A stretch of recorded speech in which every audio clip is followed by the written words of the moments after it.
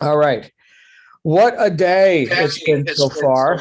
Welcome, everyone, to our Success Mastermind. John Lavenia here with you, filling in for the mighty Glenn Henderson, who is moving today. He is not available to speak. In fact, if he was here, then he would be getting an earful from his wife because they are mid-moving process. So anyway, good to be here with you all. I am still traveling, as you could probably tell from my background, which Jane was just admiring. I do see Jane, and I see Gail and Adrian and Cyril and Daisy. Javier, welcome. We've got Mark here. Therese, I believe, is here, and we've got a few other people. Evelyn, good to see you. So typically, Glenn hosts our general session on Wednesdays. I've got something that I'm going to share with you here today that I think the group will find pleasing. So if it pleases the group, I'm going to give you some ideas today that you can take and use because today's Wednesday, right, middle of the week. So we've made some decisions that led up to this day, and then we're going to make some decisions to get over the hump and create a strong end to the week. But before we get into all that, I do want to mention that the lovely and wonderful Mandy Anderson over in the United Kingdom will be hosting Books for Britain at 3 p.m. our time here in the United States, at least on the East Coast of the United States, which is, of course, 8 p.m. British Summer Time. So if you ever see BST, that means British Summer Time. For all you Yanks and Aussies and everyone else who's like, what is BST? Isn't it GMT over there? Yeah, it's GMT in the winter. So right now it's BST, British Summertime, 8 p.m. Tune in with Mandy. Well, she'll be going through part 3 of the book that we're studying, which we do here on more American and Australian time zones. We do that on Mondays/Tuesdays in Australia, and that is Secrets of the Millionaire Mind by T. Harv Eker, part 3. So really good stuff. She'll be going through files 8 through 14. And since Glenn is moving today, we do not have networking magic at 9 p.m. Eastern at our usual time. That being said, how's everybody doing? It's been an interesting week so far. Of course, we've got a lot going on with, for those of you who are involved in our 6-figure funnel challenge, which just launched. That is something that Shannon, I think, is just wrapping up. Adrian Garner, I see you. Is that wrapped up, or is she still going over there? I think she just wrapped up. Just wrapped it up. Okay, very good. So, by the way, good to see you, brother. Adrian's got some stuff going on, right? So all of us, in the hustle of life and everything we're doing, we have lots of things that can impinge on our attention. And I know this may sound like a topic that I've brought up before, but I want to bring it up again in another way. And that is deliberate decisions about how we're using our time, not just on a bigger scale, like here's my week or here's my month, right? But also on a smaller, definitely minute to minute kind of a scale. This was brought up, what was it, Monday? Someone, I think it was Julia, mentioned here in our group that because she's a part of our larger, coaching program for people who are developing businesses and of course looking to leverage time, because you can't just have a linear approach to business and expect to consistently, outperform or outproduce what you did yesterday or last year, right? You've got to be able to get some leverage. You've got to have, in some cases, a non-linear approach, an exponential approach, right? And the way we're able to do that is by working on our business, not just in our business all the time. And this is one that's been a tough one for me, because if you want something done right, you got to do it yourself, right? We've all heard that saying before. Okay, so how do we make the best use of our time down to the minute? So Julia mentioned that she was impressed, apparently, as other people were, with a training that I did in this group. And I'm going to give you a couple of different ways to approach this same concept, a couple of ways that you could choose to execute for yourself. I'm going to start with the main purpose of the exercise I'm about to give you. If you start tracking your time down to the minute, you will find that you waste less time. Give you a seemingly unrelated example. Has anyone here ever been on a diet program, like a weight loss regimen? Yeah. Okay. Gail, you, very good. So you're looking to get physically fit, and you're looking to do that via some sort of discipline, right? That discipline could be showing up in the gym, however many days a week.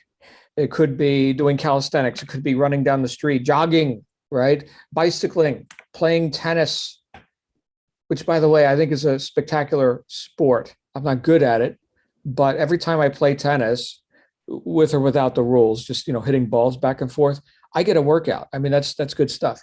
Food for thought. But we're going to do something that we weren't doing before to get a result that we hadn't gotten before. Okay, so now I'm going to choose to use my body in a way I didn't use it before. What else? What's the other part of being physically fit? So we talked about exercise. It's an obvious one. What's the other obvious one? Nutrition. Okay. So what do you feed your body? Now, there are some schools of thought which will tell you that if you keep a journal and you write down everything you put in your mouth, that you'll eat less. And that seems to make sense to me. So let's say that I am right now confronted with a cupcake.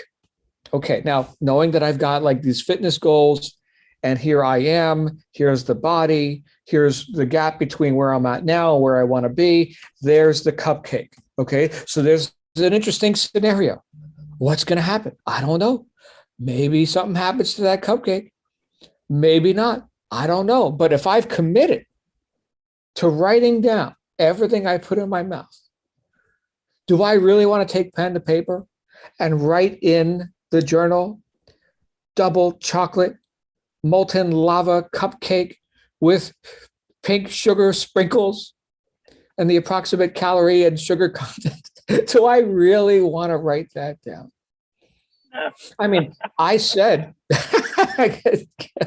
thank you, Gail. I've got this goal, allegedly, right? There's a reason that I'm showing up and choosing to put in, some order, some discipline into my life. And it's because I've got a gap between where I'm at now and where I want to be, right? I mean, that's, after all, that's why I did the whole, the gym thing, the tennis, the lifting weights, the whatever. And that's why I'm now writing down all this stuff. You know what? I think I'll go ahead and I'll have the cupcake tomorrow. Just put it off for today. Let me put it off for the next hour. Let me drink some water. Here we go. Nice, refreshing water. Let me go ahead and have some of that. In fact, let me have a ton of that, because there's no limit to how much of this stuff I drink. All you want, right? And it's almost free, and there's no calories. And so now my stomach is full. The cupcake, I can put that cupcake off for now. This, by the way, this is something that people who are looking to get sober and come off of, drugs, alcohol, things like this. The one of the core philosophies of 12-step groups is like one day at a time. So just for today. So I know that you've been, destroying your body with drugs or alcohol or whatever for the last however many decades. Congratulations for surviving, that up to this point. So well done. But we're not going to keep going like this. So rather than confront the idea that you're never going to put a bottle to your lips ever again, how about just for today? And you can make a different decision tomorrow. You probably make the same decision tomorrow, but just for today, let's make a decision to not poison ourselves. Just today. And then tomorrow you can make that decision again if you like. And those days add up. And next thing you know, you're not even looking at the bottle anymore. Or the drug, whatever it happens to be. You see, you've changed, you've developed a habit, but these things aren't easy to develop, right? So thinking of just putting off the cupcake just for however long. I'll have it tomorrow if I decide to, but right now I decided I'm not going to have it right now. Okay. So we can start to develop new habits. By the way, I like cupcakes. I'm on a seafood diet. I see food, I eat it, right? In fact, here's an affirmation for you. I'm so happy that my body metabolizes everything I feed it. It's a nice affirmation to have, right? And that's my reality. That's been my reality. Now I don't, poison myself with nonstop cupcakes or anything like that. But I don't tend to skip dessert if it's presented to me. But I exercise like a madman every day, right? So there's a cost to that. How does this reflect on how we spend our minute-to-minute time? I've used a couple of different methods up to this point to track my time. One is laborious because it requires taking pen to paper, or if you use a digital calendar like I do, actually writing in, like right now I see Gail's driving, right? So we could actually account for the time that Gail is spending driving, which may be a good and right, although obligatory action, right? Is it making her money? Does she prefer to drive versus not drive?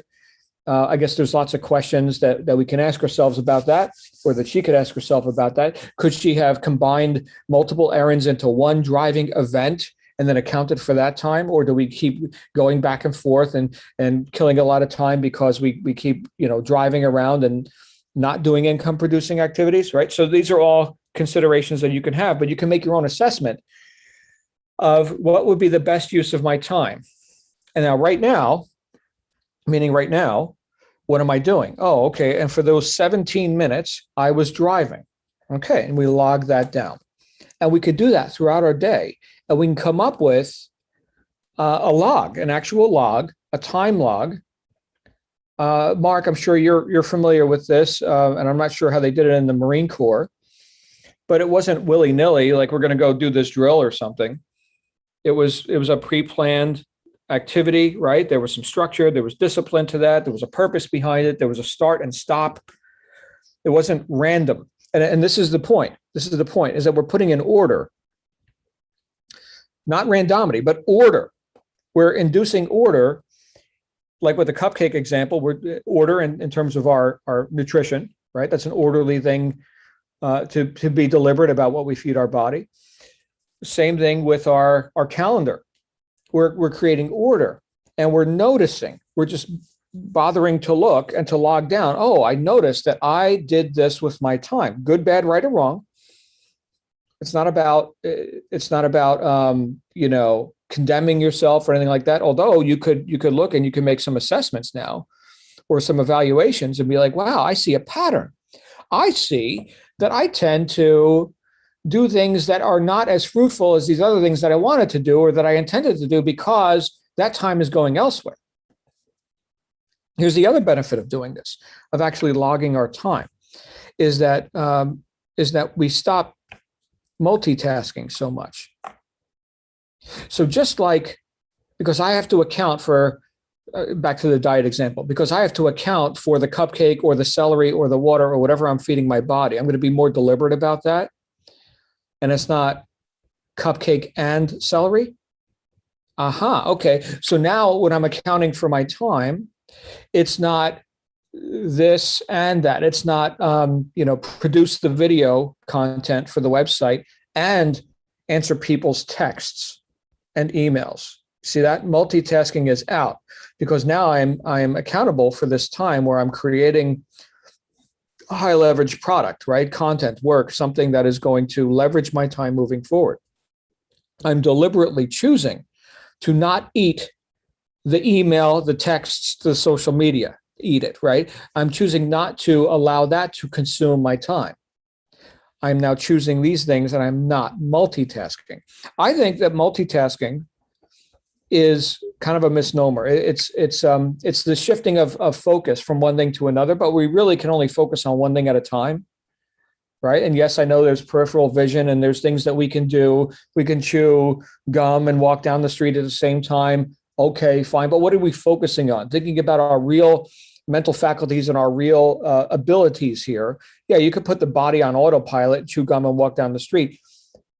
That's not what we're talking about. Okay, we're talking about the deliberate production of some sort of a result.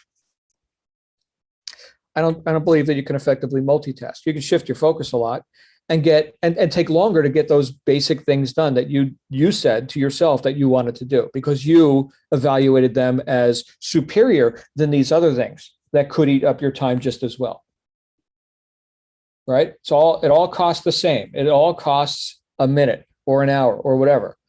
And there's no negotiating with that currency. There's no cheating that deal.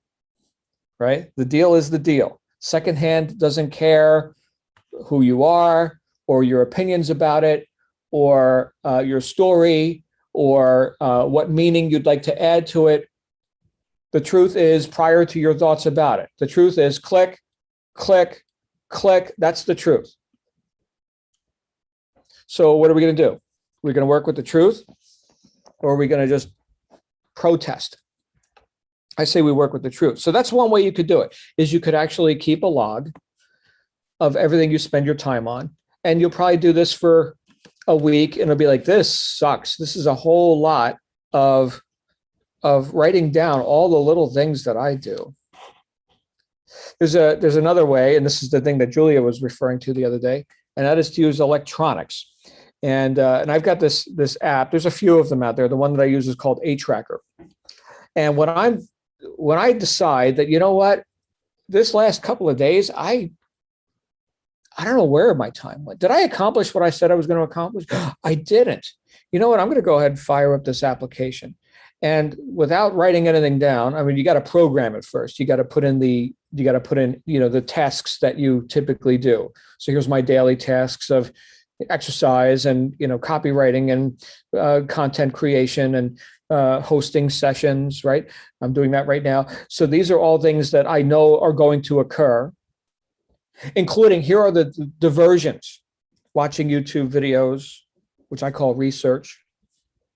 It's a diversion. Other things that are, let's say, obligatory, like, cleaning, right? So I'm cleaning the kitchen or something like that. Traveling right now, so I'm not cleaning any kitchens. Family time, right? So that's something that, while it's not an income producing activity, it's something that's important and that I'm going to participate in. That's one of my roles in my life is husband, father, right? So there are things like that. Driving, there's an obligatory action. I'm driving my daughter now to karate practice, right? So these are all things that I know are going to occur on a daily basis. In some cases, not every single day, but these are part of my weekly reality, let's say. And like Steve Covey talked about, you want to plan out a week. You don't want to just plan a day because that's just more crisis management, right? You want to be a bit more proactive, have a little bit of a bigger view than that. Planning out the week, right? Here are the goals for the week based on my roles. Okay. And so all of those actions that are on point or off point are then accounted for. And then all you do, you go through your day, and every time you switch an action, so again, no multitasking, but every time you decide, now I'm going to answer email, which may or may not be an income producing activity. I don't know. Okay, so that's something you got to evaluate for yourself. But now I'm going to clear out my inbox.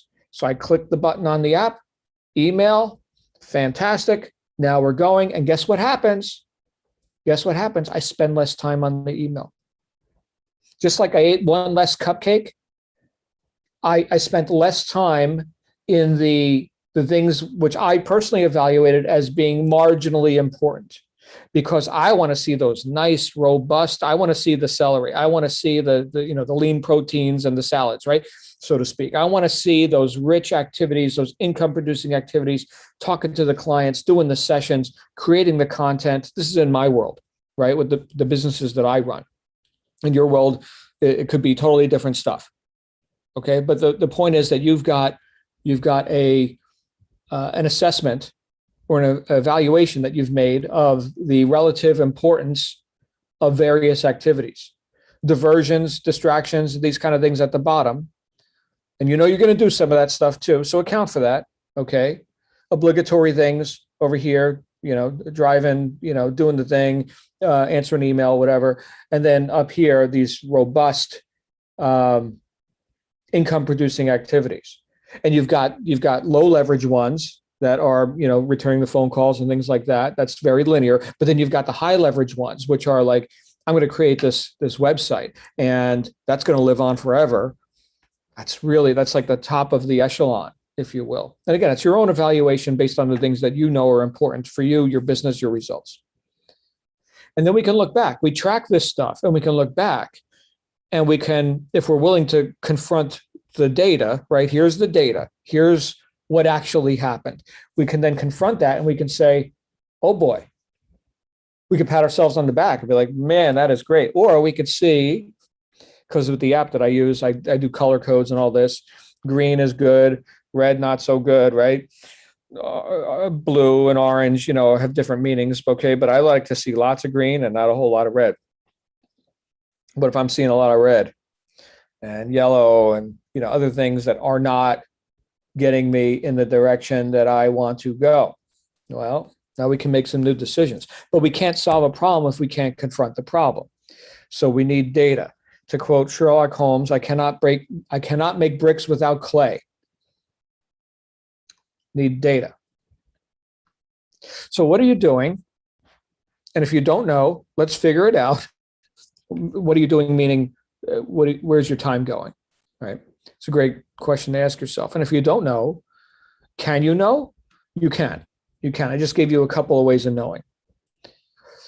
I think as long as we're in a state of mystery about where our time goes, just like, with the person who's wondering why they haven't been able to get in shape and who does not account for, well, how many minutes or hours this week did you exercise? How many cupcakes did you eat or not eat, right? So we need data. We can't solve a problem unless we can confront the problem and make some decisions, right? Have some considerations about it, come to some conclusions, and decide on how to adjust that. But mysteries suck. I don't like mysteries. Now, I like watching mystery movies or reading a mystery, book or something. That's intrigue and story time. As far as I'm concerned, that's another diversion. But in actual life, like you reaching your goals, like nobody here is going to reach a goal because you live in a state of perpetual mystery. I don't know. Okay, and I get that you don't know yet how to reach the goal. Nobody knows how to reach a goal until they've reached it. But the point is that you're going to collect data and you're going to get out of mystery and into knowingness. And then next thing you know, the goal has been realized. And now you can get on to the next goal, which is now a bit of a mystery, how to get there. But the further you walk, the further you can see down the path. The point is to look at the path. I live in Arizona, and one of the things that I learned, this is a metaphor now, so I don't know if Wayne's here, but I think it's an interesting metaphor. One of the things that I learned after moving to Arizona, very quickly after moving to Arizona from New Jersey, where I grew up, one of the things I learned is don't touch the plants. Don't touch the plants. That's one thing that I learned. Here's another thing that I learned. Don't put your hand anywhere that you can't see. Here's another thing that I learned. When hiking on a trail, don't look at the beautiful horizon and the views while your feet are moving. Stop moving your feet. So why do I say these things? Okay, so the first one, don't touch the plants.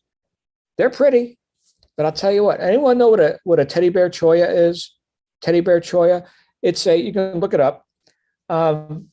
It's a very fluffy looking cactus. It's very nice. It's got these little cactus arms that come off of it, and it's got these like yellow spines. Okay, well, the thing is that it looks kind of like fluffy. Well, here's the rest of the story with the teddy bear cholla. It's also known as a jumping cactus. Sometimes it'll drop little pieces off of it. And here's the thing. You touch one of these things, each of those spines opens up to reveal all these other little needle sharp, tiny, tiny, tiny little ones that you would need magnifying glasses to get out of your skin. And it sticks to everything. You touch here, now you touch there, now it's there, now it's there. You could actually step on a twig, and if there's a piece of cholla there and it hits you in the leg, it's going to jump up and it's going to stick to the leg. You try and take it off, now it's on your hand. This is the worst stuff in the world. Never, never, never touch a cholla. Okay? People have learned that the hard way. And the other plants all have spines too. It's the friggin' desert, right? Don't touch the plants. Okay, second rule, don't put your hands where you can't see. So what's under that rock? I don't know. Maybe scorpion, right? Maybe if it's got a nice crevice, a nice hole under there, you could be disturbing that rattlesnake. Do not touch where you can't see. Well, that was the third example. Oh yeah, stop moving your feet while you're looking at the view. So here I am up on the mountain with the scree. Okay, so scree is earth that moves, right? So it's crumbling, eroding. The trail is not it's not a paved, kind of a thing. So it's nature, right? It's nature. So here you are, you're walking, and the rocks, the gravel's moving around the scree. And you're walking and you're looking over at the sunset or the view or whatever, you're gonna probably increase your chances of falling, getting hurt, running into something, maybe touching a plant, exponentially. You got to look where you're going. Plus, the trail's only this wide, right? So look where you're going. See where you're going? Oh, you want to look at the view? Stop moving. Now look at the view. These are things that almost sound like common sense. Okay, but coming off of the East Coast and moving to the desert, it's like a whole new world. For anyone who hasn't been to the desert Southwest, it's like landing on Mars. It's like a whole different world. It's really cool. I'm sure many of you have seen pictures. That being said, let's be deliberate. Let's be deliberate about our actions, and let's know what those actions are before, during, and after having taken them. And I think what we'll find is that we can create a lot more mileage. We can get a lot more leverage when we recognize where we've perhaps squandered that leverage. And perhaps not, right? You could take inventory and say, holy crap, I am amazing. Look at this. Look at my day. Look at my production. Look at the choices that I've made. The whole point of this isn't to introvert you or get you thinking, somehow you weren't good enough or anything like that. The whole point of this is to acknowledge what works and to optimize what could be working better. But everyone here, if you're engaged in this conversation, you are so able. I don't just think you are or believe you are. I know you are. You are so able. Low self-esteem, low production people don't engage in this conversation, right? This is for some of the most able and esteemed people I've ever met. So then what can we do to get your stats up? I guess that's the main consideration, knowing how able you are. What could we do? What could you do to get your stats up? Well, do more of what works and less of what doesn't. More celery and, lean proteins and less cupcakes. Right? More high leverage income producing activities and less living at the effect of everyone else's agenda. Interesting thoughts. I'd love to hear your thoughts about that. And the floor is open. So why don't we go ahead and do that? If you guys got some ideas about this, do you track your time? Do you have some Ace or Adrian? I see Adrian's got his hand up. Hey, Adrian. John, that was great reminder and very useful. It's one of the biggest problems we have. I picked up a great tip from someone. Everybody talks about to-do lists, having a great to-do list and all these trackers we have. This person said, have a not to-do list. So along with what you've been saying, try and get down and identify the things you just should not be doing in your day and write a not to-do list and have that prominently there. So you remind yourself, I am not going to do the following things. Those are the things that get me down that black hole. Those are the things that mess up my timetable or that don't get me any leverage that I really shouldn't be doing. And I think that's a great idea, actually, I must say, because we don't always realize we're doing them. If we can identify them and list them and put them on the target list, it's easier to get rid of them. Right. Not to do, kind of like not to eat, right? So sugar. Yeah, exactly. Same sort of idea that you've been mentioning in reverse almost. Say, this is what I'm not going to do. Mm-hmm. Positively not going to do. So be positive. You're talking about being deliberate. Be deliberate and positive about what it is we're not going to do. Mm-hmm. Right. Because that is linear, right? It's on, off, yes, no. I find clarity through contrast, right? So and it's not absolute, right? Will I go watch YouTube videos about something interesting to me? Sure I will. But I know that I'm going to do it now and that I'm not doing these other things. So it's just, Adrian, what is you may or may not know, last time I heard, the average American watches 7 hours of television a day. Oh, it's pretty staggering around the world. I mean, the stats are amazing, probably more so now, but pretty staggering. Right. Yeah. I'll have to look that up. And I don't know where you can get a reliable stat on that. And nor do I know if at this point, staring at a computer screen doing, Facebook or something, is that included?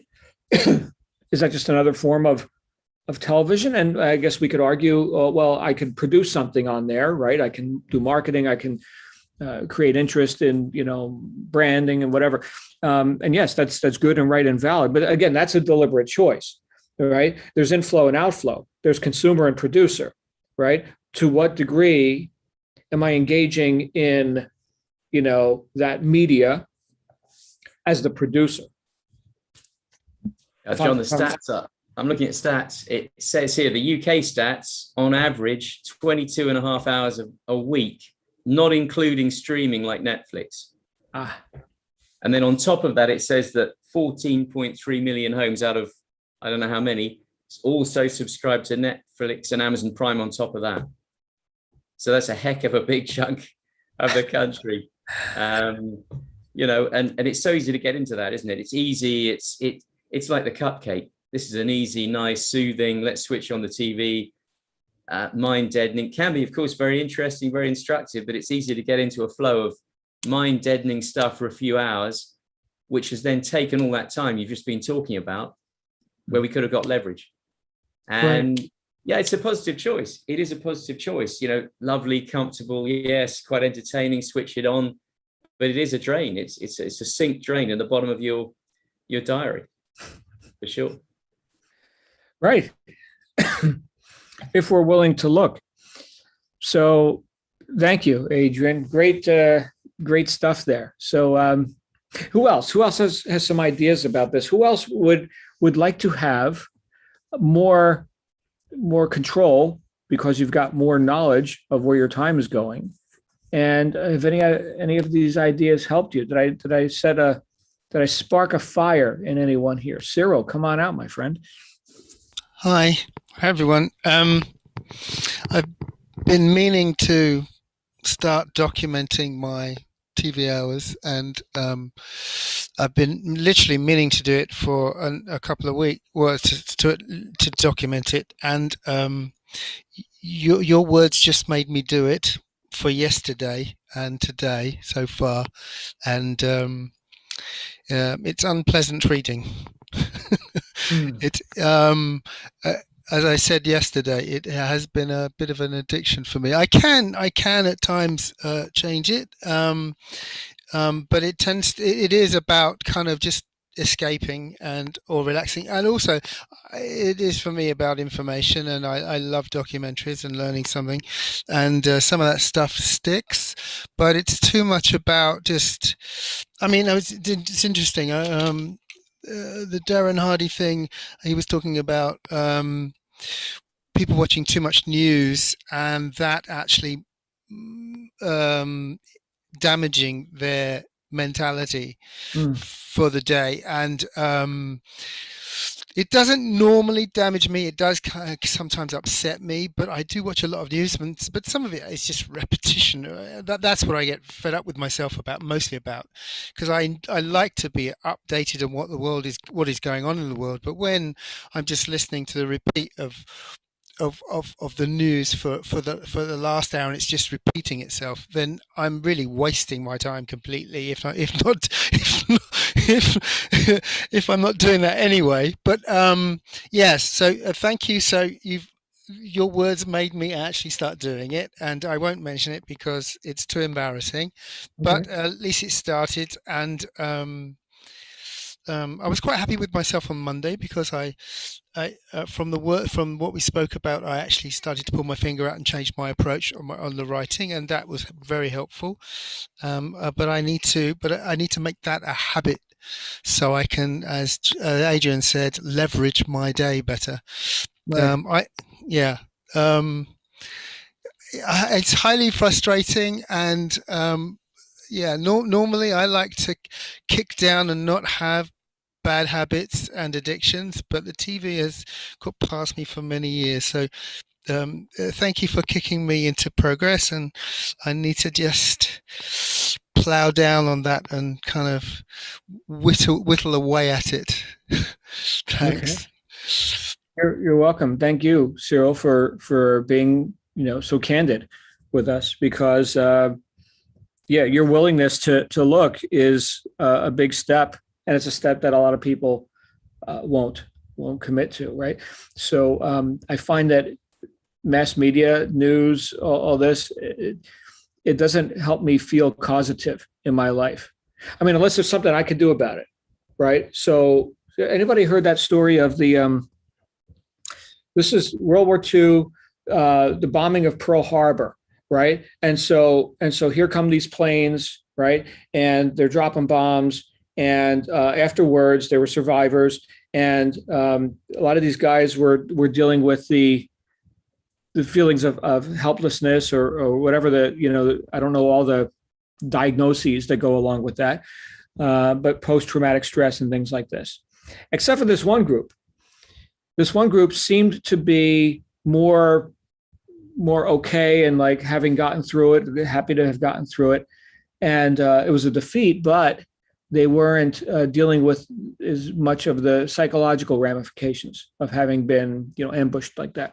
And it's because, supposedly, and I don't know, you'd have to verify this for yourself, because the captain of the ship that those guys were on told them to grab the potatoes and start throwing them at the planes. Now, I don't know how many of you have heard this before, okay? But not that the potato would have an effect on a warplane, but the effort to have an effect was therapeutic. I shall now thrust the projectile at the attacking vehicle. I did my part. I'm going to attempt to do something about this rather than sit here and be helpless. And that made a big difference. Now, do what you want with that. Again, I don't have the documentation on that, but it seems plausible to me. Cyril, you have your hand up again. Come on up. Yeah, you've just reminded me of something that I started working on a long time ago. I call it mind management. Mm-hmm. And I've noticed some of my relationships have some of my girlfriends have had trouble with the if question because they wouldn't answer the if question. And it boils down to something that's very similar, because if you never ask, if your mind keeps asking the if question and you never answer it, you're actually putting your mind into anxiety, and which it will reel off of. But by doing a what do they call it? By thinking of all the ways you could deal with that if question or problem, you actually help to alleviate the anxiety. And although some of those answers may be ethereal, they may not actually be useful, the act of getting your brain to work through as many answers as possible is useful to calm the mind. And your point actually reminds me of this very thing, because the act of doing something helps your mind cope with the situation. It's feeling helpless and vulnerable that often tends to heighten the anxiety. So I can see the logic in what you were saying. Thank you, Cyril. Yeah, so that holds water, right? So sitting here, just being the effect, not having control, I mean, that sounds terrible, right? But let me go have an effect. Let me go cause something. Let me find some way to express responsibility over the situation. Man, that feels good, right? Does that mean I'm right or that I'll win? Maybe, but I guarantee I won't win if I just sit here as the effect. Adrian, and then we'll go to Hung San. Hey, Adrian. John, yeah, I mean, it just struck me partly from what Hung San posted and what you've been saying, what everyone's been contributing, is that we've got to be kind to ourselves as well in doing this. It reminds me of that 1% a day saying, try and do small fixes and work forward. If we try and look at the whole picture and say, oh my gosh, look how badly off track we are, we just get completely overwhelmed. That lovely phrase, overwhelm again. just tackle one small corner of it, get that really fixed. And as you've told us, John, it doesn't become a habit straight away. I think you say it's 30 repetitions, 30 from memory. There's Do 90 just to make sure it gets in. Yeah, you know what I mean? There's some theory about this that once you've repeated it 30 or whatever times it is, then it gets baked in. So we're not going to get anywhere if we just start fixing massive amounts of things in one go and we don't keep doing them, we don't practice them. It's habit forming, it's repetition, and 1% a day, get that bolted down and then move on to the next thing. Otherwise, we just go straight back to the beginning of the circle and do it all over again. So we've got to be kind to ourselves and take the pressure off, not look at the whole mountain, I think. Right. Beautiful. Beautiful. Yeah. Wow. See, this guy knows stuff. Adrian. That's Adrian right there. Where's Hung San? Let's get her out here, and then Mandy. Hey, Hung San. Where is she? Oh, hi. Hi.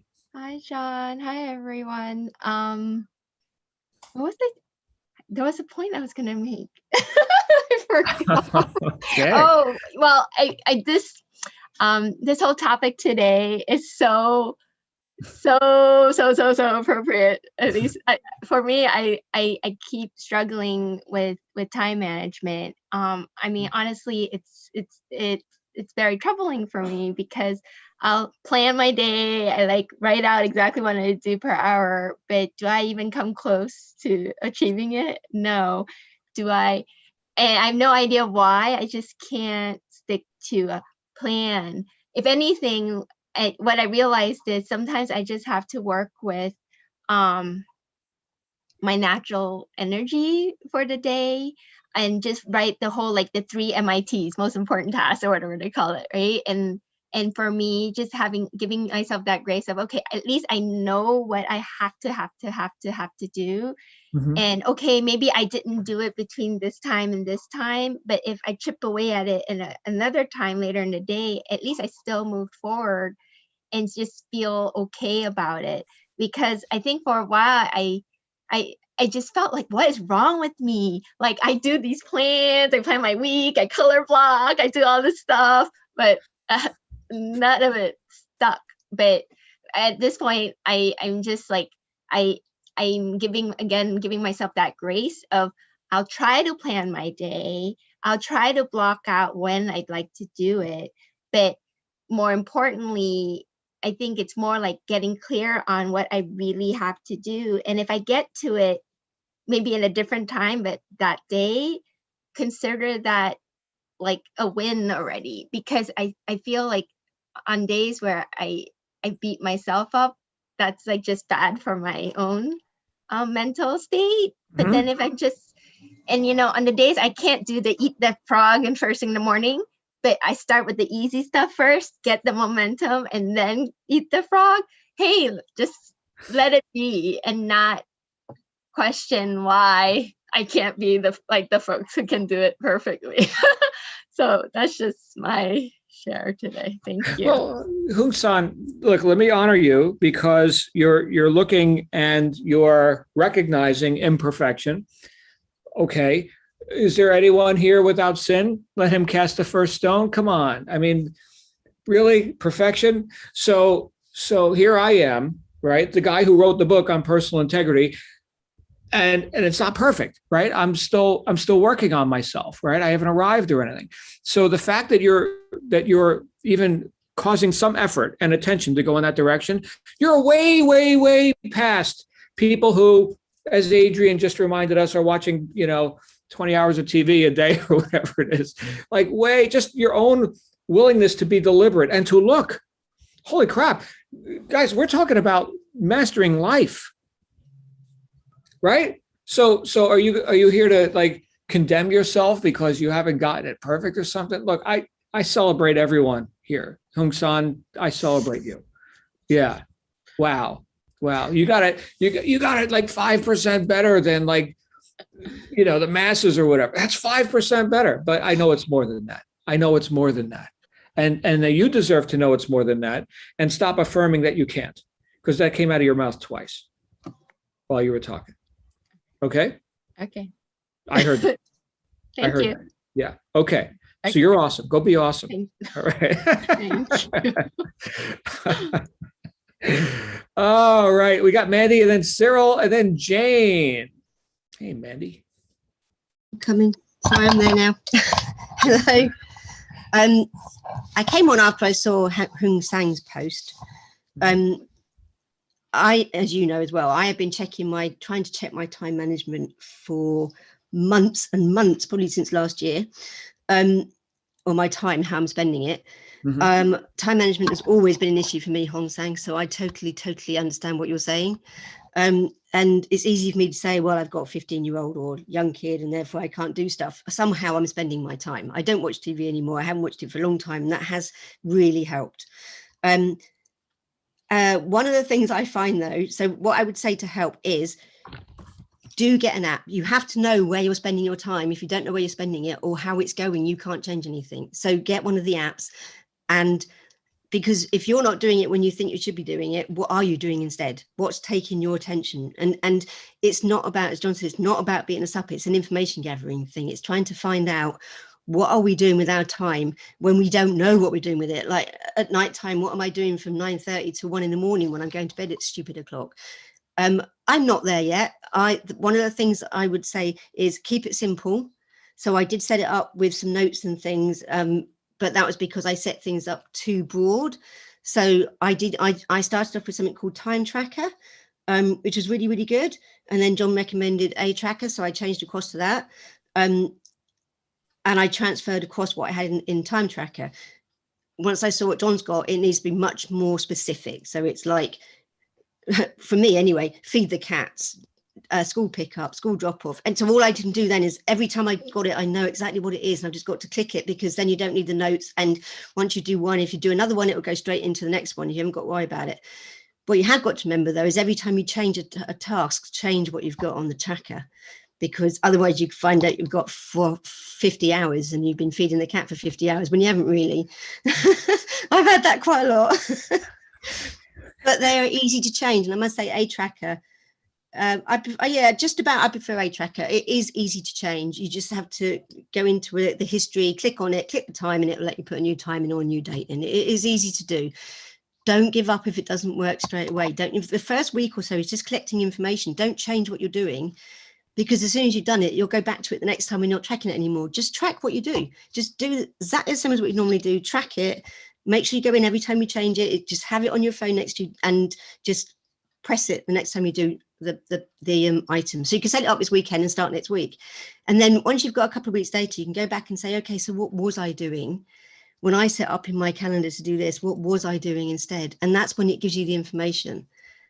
So I know what I'm doing in my time, because I'm not doing enough on the business. And I realize I don't have enough blocks in the day necessarily to do it. So I've got to find some more now. Where can I find it from? And I think that was probably all I had. Just don't give up, keep it simple, know what you're doing, and then you will get there. You will. If you're time blocking and everything now, you'll get there. You're doing all the right things. Yeah. It's just you don't know what you're doing instead of what you should be doing. Does that make sense? I hope so. Yeah. So good luck. And I do recommend the apps. They are really, really good.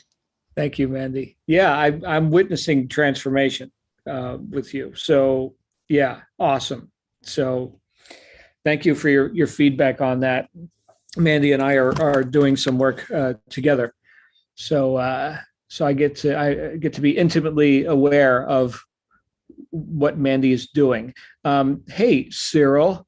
Cyril's got his hand up for the Cyril. Do you want a facilitator spot? We could use a few more folks. Well, I've been meaning to. You have to get your camera working though. Yeah, I will. I've been meaning to try and sort something out for that anyway. But sorry, this is a minor point, and it was Adrian who reminded me of it.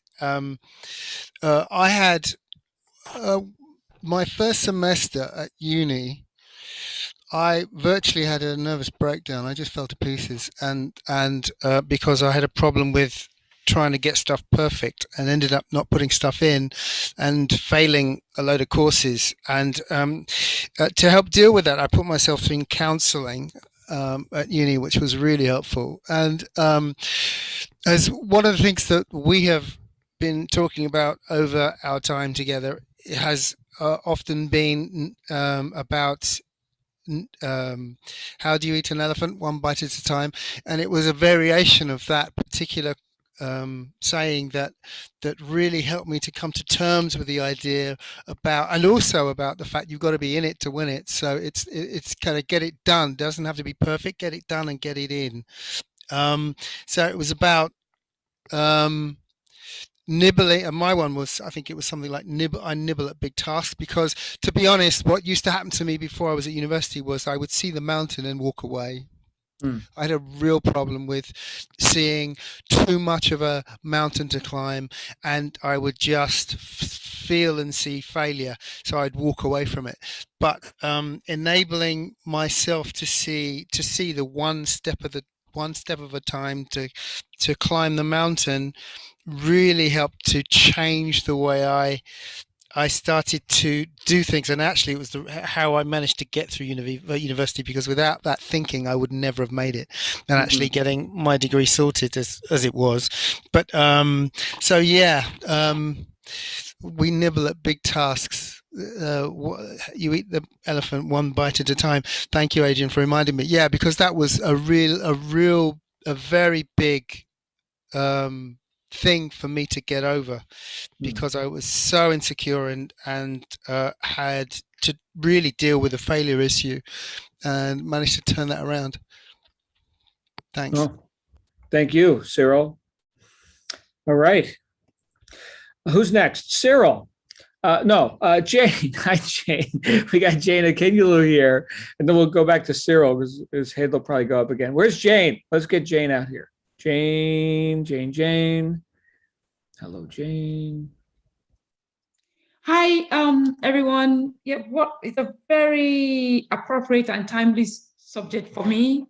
I recently signed up with one of the family members here to get myself organized and do a 12-week plan, and from a 12-week plan into 1 month, into weekly, and which seems very good on paper. And I thought I poured out all my mind on my objective for the next 3 months anyway. But as Hong said, it's just like, or Mandy, is keeping to that timetable, because I'm really, really, really struggling. But what is actually helped me is it's helped me to know what I should not be doing, track the things that are actually wasting my time. And so because I was in the habit of doing those things, just getting distracted or getting on my phone or answering an email, and I shouldn't be doing that. So it's really helped me to put that aside. So I've been able to no, it's not time for emails now. No, it's not time for checking your phones now. Just keep to the task. But at the moment, I would say that I'm still struggling keeping to the timetable that I should be following to get my mind organized, focused into achieving my objective for the week and for the month and all that. Another thing again is that since joining here anyway, I have identified that television is a time waster, which I used to spend about 1 hour a day. Anyway, and that's all I have to say. Thank you. Well, thank you, Jane. Do you think COVID and this whole past year, do you think that has increased or decreased people's effectiveness with their time? In other words, are people more apt to sit around and watch TV or something, or are they more apt to just get to work on different methods, online methods, things like that? What's been your experience, Jane? I think personally, I think COVID has helped me not to waste my time. Before, if I was working from home, my home office, okay, I'm having my lunch break, so I can probably watch a program for half an hour. That half an hour links onto 1 hour. But now it's like that interest is completely out of my diary. I don't even like the smell of television in my environment. So this COVID has helped me to try manage myself better, improve on some issues, that I've been struggling with.